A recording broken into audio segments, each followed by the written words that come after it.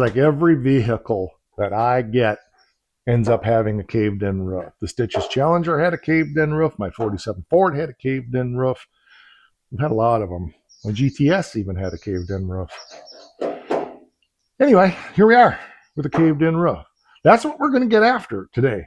We're going to start pounding this thing back out and trying to get it into shape. It's a beater episode for an old beater. Stick around. I'm Mike. You're watching Mike R's Shop.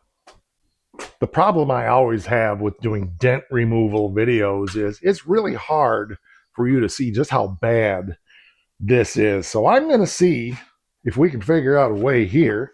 Maybe this will do it. For you to get just a little bit better idea of how bad that dent is. Can you see that? We are down a good inch and a half, probably. It is in a circumference of about 2 feet wide and probably a foot that way. It's a big one. Yep. It's a man-sized predicament. So we're going to get that out of there. I hope. Never failed before. Could be a first time. I thought maybe you could see it from the inside, but you can't. What we do need to do, and we're not going to do it from this side, is we need to analyze the dent and reverse it. If you remember from other episodes on all the vehicles we have, we analyze how the damage happened and then work to reverse that damage, because the memory has a metal. The metal also has a memory, and it wants to go back to its original spot. But you have to do it right, otherwise you start stretching the metal all out and you cause more damage and the metal won't go back where it's supposed to. So let's do some analysis. So let's get out the couch and we'll close the blinds and dim the lights. And no, not psychoanalysis, sorry. Well, I think we have a couple points of impact here. We definitely have a crease right here. I'm guessing something came down like this on here. And this is all symptomatic.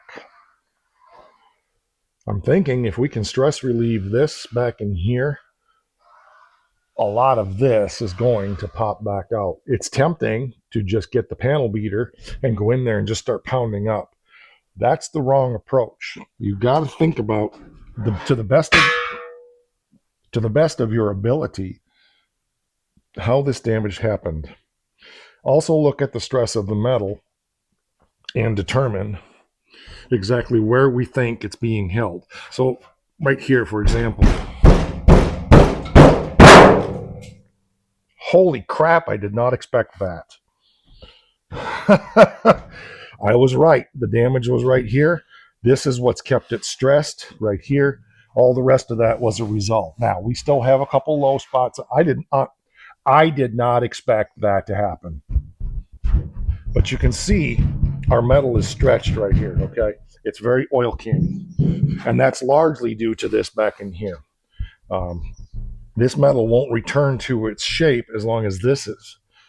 I'm still shocked that came out like that. Holy crap, that was amazing. All I was doing was just tapping it right here where I know the stress point is. So I need to get, I think, a hammer and a dolly and work around in here a little bit and try to get this metal moved back so that we can get this oil canning out of here. Rest of the roof feels pretty good. We got some oil canning up in here. So we have a spot up in here where it's also stretched. But I think this is the place to start. There's all kinds of techniques for shrinking metal. And I know a lot of guys would dive into this with a shrinking disc or a torch. I'm not saying we won't. That's my last resort. If I can figure out what's causing this problem, right? This is a symptom, most likely. If I can figure out what's causing this and fix that, this will naturally tighten back up. There's a low spot right here. I would not be surprised if this is affecting this. I know this crease here is affecting this. So let's start here.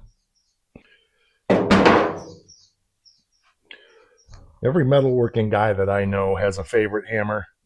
This one's mine. I really like this hammer. And I think what I'm going to start to do is do a little hammer off dolly. And you would think that what I would want to do is come in here and pound this way, but I'm actually not. I'm going to get a different dolly. I don't want the flat one. I'm going to put my dolly in here and put up pressure and then tap here where I know there's a crease. You can see there's a crease here where this metal is stretched up. And hammer off dolly. So hammer off dolly means that on the backside of the metal, I'm exaggerating, but I'm not hitting against the dolly, okay? So all you hear is that kind of thing. Hammer on dolly, you're going to hear that sound when you're on the backside. That's stretching the metal. That's not what we want at this point in this scenario, but I do need a dolly that matches the curvature of this. I've got one over there, and I'm going to take that and put it in here and push up and then tap on this crease that's right here that I would bring you over here and show it to you, but you can't see it. It's just that kind of thing. So let me go switch dollies real quick. Okay, so I've got my dolly now that's got two different rounds. This is the round I'm going to use, and the crease is right here. And the lowest spot in this is right here. So I'm going to start there.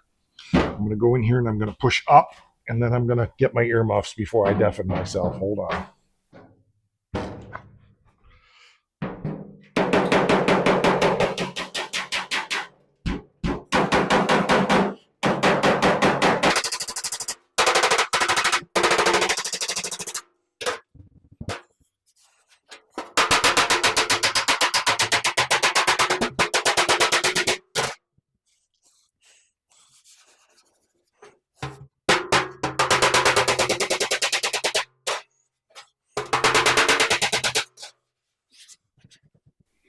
See how that's already stiff? We've got a low spot there, but it's definitely already stiff. And it was because of this crease right here. We've lost most of our oil canning there now. I'm going to push up in here, try to stretch that metal a little bit back up. Isn't that amazing? We still got a crease here.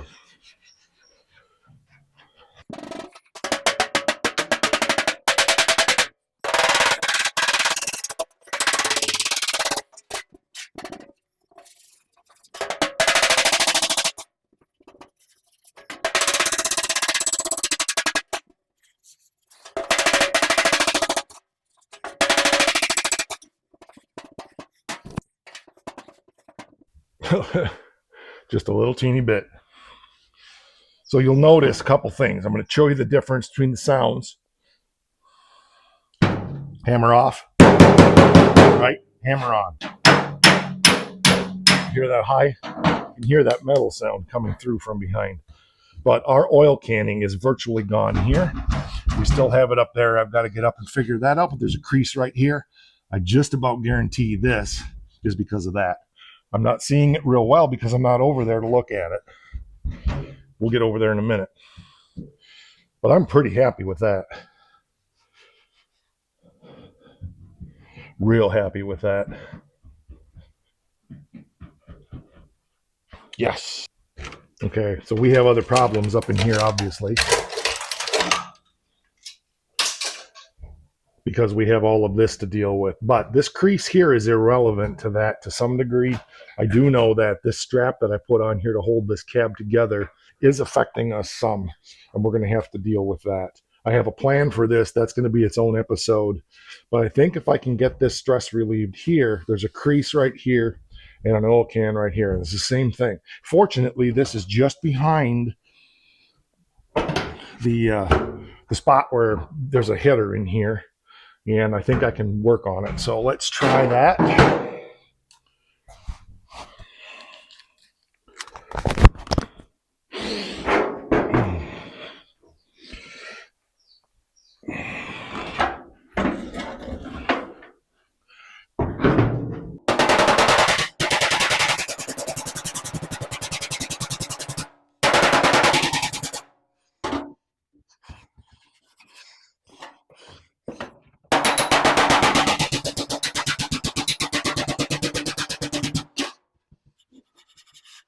Just like that. Another low spot right there, so we'll fix that one. Again, there's a crease right here. We don't really have an oil can spot there, but we've got to get that up. We can't fix the front of this properly without getting that up there.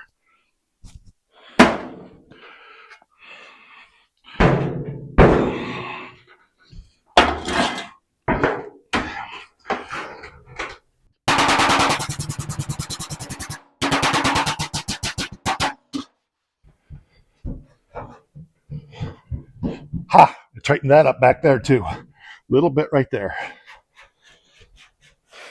A little bit of a smile there yet. I still got one over here.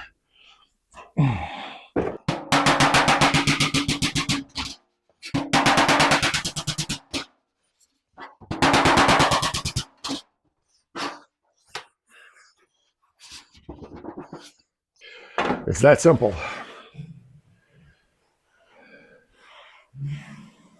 Yes, we've got a little teeny bit of a smile here. This one's virtually gone. I'd like to get that one out of there, but my instincts tell me no until I get this dealt with and get this brought down where it needs to be. I don't think it's a wise idea to do much more. But the main things that I wanted to accomplish, which were getting all those dents out of there, are done.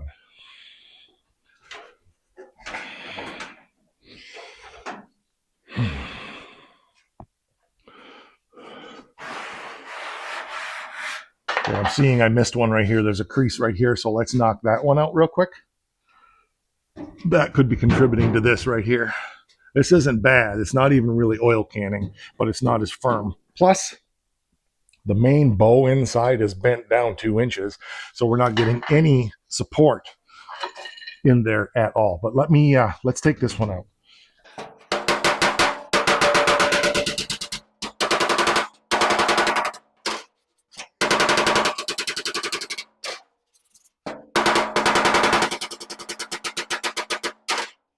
So we're good here, and that gives us a real good indicator of what this over here should look like, right? And so one of the things we can see is that this is probably pushed that way too far because it's up in the middle. I don't want to release this yet. I'm going to have to, but I need this to pop back and this way to get this to line up with this. That will take care of a lot of the problems we were having with this door opening. The way I intend to do this is I'm going to basically eliminate this roof seam 100%. And so we're going to do that by doing a cut and butt and putting pieces in and cutting and butting them in to fit the truck properly. But I have to, first of all, get this all in place and lined up properly, because really the way this should be done, being as this side is already attached anyway, is we really should be starting in the middle and making sure everything is relaxed so it flows out properly and everything falls down. Now, if you look at that roof, you can see it's not perfect yet. Okay, it's a little flat right here. No, I guess it's not flat there. It's a little bit of a flat spot there, but maybe not. And it may be deceptive because even though I just took this dent basically out of here, this is up about close to a ½ an inch. So we need to be really careful about that. You can see we're kind of, if I push down on this to get this down in place, everything kind of wiggles around, stuff like that. So I'm not doing that today. I wanted to show you a dent analysis video and a dent removal video again. We haven't put a grinder to it. I know there's minor imperfections and all of that stuff, but for this truck, I'm not that worried about making it perfect. We're not building a show truck. Yes, we're going to be painting it that red right there. Candy apple Rust-Oleum red satin. But that's because there's so much body work to do to this. I can't just do a patina treatment on it. I really like all of the rust, and part of me would like to leave all of that on there and just have her drive it like this. But I think we'll be happier, even if I have to put a skim coat of tiger hair over the top. I think we'll be happier, with it a little bit further along. Again, we're not doing full prep and body work and paint and all that stuff. That's not the point on this. I don't even plan on removing much of this rust. I started to when I did the cowl, and I realized, you know what, I can just get Rust-Oleum or Eastwood's rust encapsulator, seal all this down, and move on. Because the thing about rust is oxidization. What's the first syllable in oxidization? Ox. Does that mean that there's a great big bovine creature there? No, not that kind of ox. It's oxygen, right? So if you want to stop something from oxidizing, then stop the ox from getting in it or on it. So you seal it. That's what rust encapsulates, right? It seals it so the oxygen can't get at it anymore and it can't corrode. If there's no oxygen, there's no corrosion. Okay, so yes, you got to get the loose scale off so stuff sticks, but otherwise, you're not converting it per se, a little bit, but it's not really about that. And that's kind of a new technology thing. I mean, those of us that have been around since Who Flung the Chunk, we know that all the stuff we've seen in all the years of building cars, it's amazing how by sealing something up, how it just never rusts again. And even if you've been inside of a lot of vehicles that aren't even painted and they've been out there for 50 to 75 years and there's bare metal, barely got any rust because it just doesn't get a lot of moisture and oxygen at it. So therefore, guys that are worrying about, I got to paint the inside of my frame rails, do that. That's fine. But don't think it's going to really make that much difference 50 years from now on the rust, because if oxygen can't get at it, that's why I don't necessarily go for powder blasting or sandblasting or media blasting or dipping or all that stuff. Now, if it was a high enough dollar car, I might go ahead and do that. I've never had one of my own yet that I thought was worth doing that for. Okay. So again, you seal out the ox, it can't corrode. So what I really, monster's having a good nap over there. So what I really, really want to accomplish here is thinking more about it and what needs to happen. I need to get this header out of here. I'm not sure exactly how I'm going to accomplish that yet, but we will do that. I need to be able to get that out of there so we can fix all of this. I need to fix this head bow, all of that stuff. But the whole point right now is we're still working on motor mounts and cross members and all that stuff. But I wanted to take the time today to just spend a little bit of time once again showing you dent removal. I know that's why you guys are here. A lot of you guys are here. And I haven't done much on that lately because we've been so deep in other things. There's more dents to remove. This one, I can see there's a little bit more there to do, and we'll get to that. But I think this is also affecting this a little bit. So, but we got all that oil canning out. It was pretty simple, and that's what I wanted to share today. Analyze your dent. You'll see how it went, and you'll pay the rent. What? That was fun. And it is a massive visual improvement on the Fun Duster Truck project. Our Fun Dust Truck. Can you hear AC/DC saying that? Yeah, I can. But I can't put it on here. It'd be a copyright violation, and then I won't get monetized. They'll get all the money, and we can't be having that now, can we? So what's coming on this? We are going to be finishing up that cross-member motor mount. We're going to be figuring out a rear transmission cross-member next. And then once that's done, that motor is going to come out, I think. We'll get the motor mounts all welded up and finished. We might put the motor back in one more time to check everything. And I want to fire this thing up. I've never heard this motor run, and I've had this motor now for at least a decade, maybe more. It still turns over. My buddy Charlie said it was a good running motor. I believe him. He's a good friend. Then at some point, the cab's going to be coming back off and going back on the body cart. You'll notice the episode that aired this weekend was about the body cart. It's outside. I decided not to put plywood on it and use it for storage. All of this stuff here, I think we're at a point it can go out back in the back room, maybe up in the warehouse. I'm not sure, but I think I'm done with it being in here. So we'll have to get that out of here. I really need to get the duster back in here and get some more work done on that. Stitches, I've got some other stuff coming on that one as well. May have some more parts that fell in my lap for that. So we'll see. I think I'm going to quit there. I know that seemed pretty quick as far as what it was. It actually took a while, but it's more about using your brain, using your head, and not using your head to beat the dent out.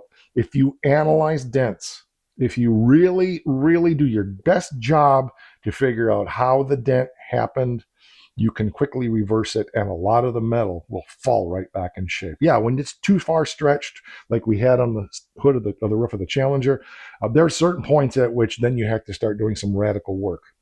But a lot of dents don't require radical work. They just require some radical thinking. Part of the reason, the episode that aired today, yes, today, was pulling this cab back into shape. And I realized before I can really get this cab perfectly squared up, I've got to make sure this is reasonably right, because this seam spreading apart has been part of the problem with getting some of this stuff lined up. So that's going to do it for today. I've got company coming here soon and other things I need to do. And not that you care about any of that, but you see me here. I do have a life outside of this as well, and I got to get after that. So thanks for being here. I appreciate it. And like, share, subscribe. We've got new merchandise coming soon. By the time you see this, I'm hoping I'll have that all put together. I've got to work on getting my store set up. So just bear with me on that, but we'll get there soon. Some really exciting stuff coming as far as I'm concerned in the merch world. All right, that'll do it. Like, share, subscribe. As I said, we have channel memberships for as little as $5 a month. You get access to behind-the-scene content, members-only content, as well as early preview of select videos, sometimes up to 8 weeks before they're actually launched on the channel. That'll do it. We'll catch you on the next one. And don't forget, at MKS, it is the most important thing. At least I think it is, or I wouldn't say it.